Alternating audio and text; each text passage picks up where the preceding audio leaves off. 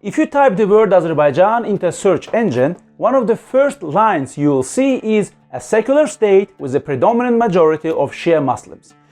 In neighboring Iran, the figure is even higher, 90-95%. It might seem that Shiism is the same both here and there, and therefore the lifestyles of its followers is also similar.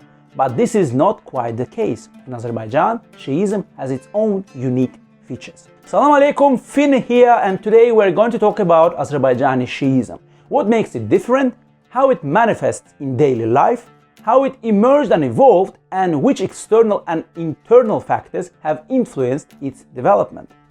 Gettik.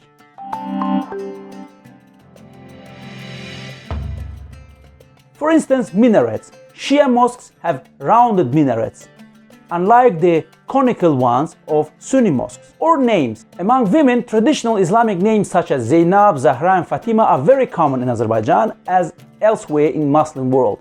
Male Muslim names, however, more often coincide with those spread in Iran. Yusuf, Hassan, Hussein. The latter two are especially widespread in regions near the Iranian border. And Ashura. If you happen to be here on the 10th day of the month of Muharram, you will see processions commemorating the death of Imam Hussein and his supporters in the Battle of Karbala. People beat their chests and mourn the grandson of the Prophet Muhammad. By the way, here in Azerbaijan, as elsewhere among Shia Muslims, the representatives of the Prophet's family are particularly revered. But unlike in secular Iraq or theocratic Iran, where participation in Ashura is massive, in Azerbaijan it is much more modest. Naturally, this is not a state mourning in the country, but those who observe it while working in the private sector are likely not to go to work until noon. One can end up in an interesting situation on the day before and after Ashura, traveling in absolutely overcrowded public transport in the morning, and on the very day of mourning in a nearly empty one. However, for several years now, instead of self-flagellation, believers have been encouraged to donate blood for medical needs. This new tradition is gradually taking root. The emergence of Shiism in Azerbaijan was connected to the ethnic and cultural particularities of the region. Before Islam, in the north, what is now the Azerbaijani Republic, there was a country called Caucasian Albania with predominantly Christian population. South of the Araz River, the nowadays borderline between Azerbaijan and Iran, Zoroastrianism or fire worship prevailed. 7th century, with the leadership of Caliph Ali, Shia Islam took root organically in these lands. The ancestors of Azerbaijanis were able to integrate their pre-Islamic traditions with the new faith. 8th and 9th centuries, under pressure from Sunni caliphs, the Khurramid movement arose, a blend of Zoroastrian and Islamic ideas. 13th century, after the Mongol conquests, 12th Shiism, the most numerous among the three main Shia branches, was consolidated. 16th century, the establishment of Safavid Empire. Its ruler, Shah Ismail, made Shiism the state religion. This united Azerbaijanis on both sides of the nowadays Iran-Azerbaijani borderline, but also distanced them from the ethnically close Turks of Asia Minor. 18th century, the collapse of the Safavid Empire and the emergence of local Khanates weakened unity.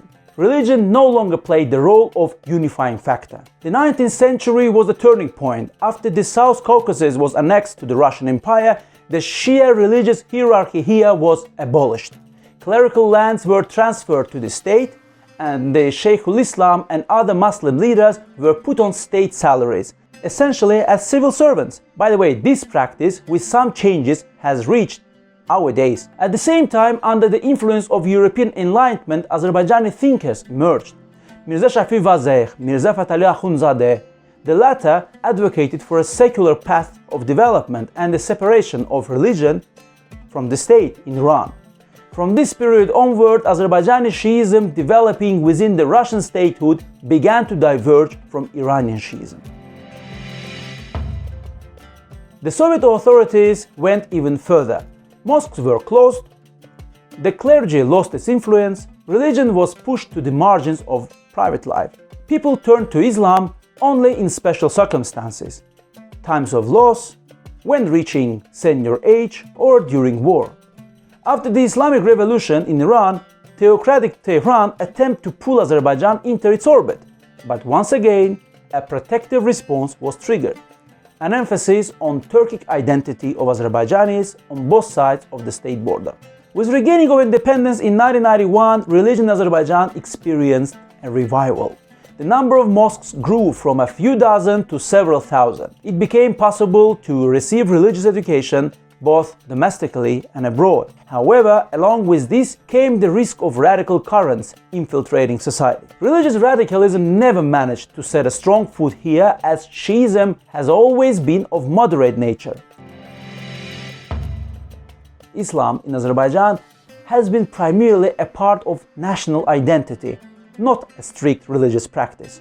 The majority of Azerbaijanis identify as Muslims, but only a small portion strictly observe Islamic law.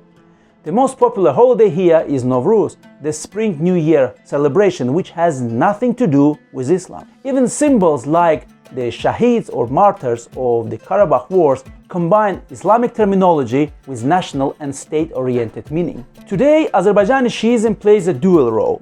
It fulfills the spiritual needs of believers and it supports the secular and national policy of the state. Unlike in Iran, here it didn't become a tool of power. On the contrary, it adapted to and integrated with the secular national state.